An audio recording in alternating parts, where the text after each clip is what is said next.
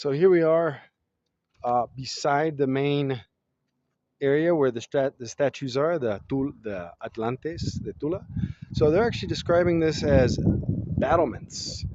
And it says the battlements here are in the shape of a cut conch, which represents Quetzalcoatl in its representation or in its manifestation of the planet Venus.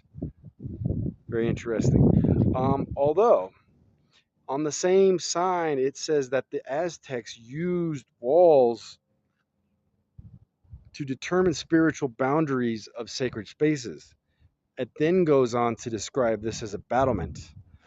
I would say this is not actually a battlement for actual use in a military fashion. Because if you look at the cross section of this wall, it's not very thick. There's really no place to step. And if you come to the other side here, the same is true.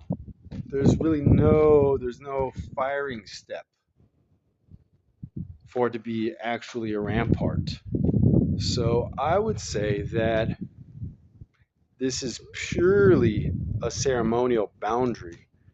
Could perhaps be used as a defensive structure in a pinch, but it's definitely not ideal.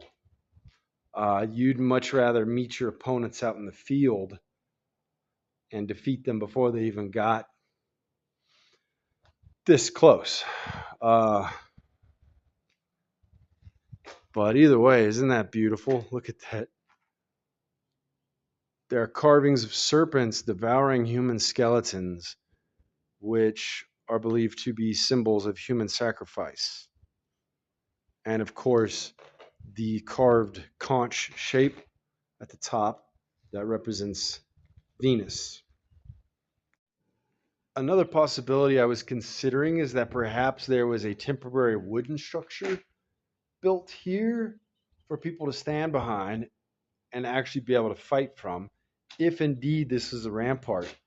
But why would you go through the trouble of putting all of these sacred symbols and then cover them up with a wooden structure?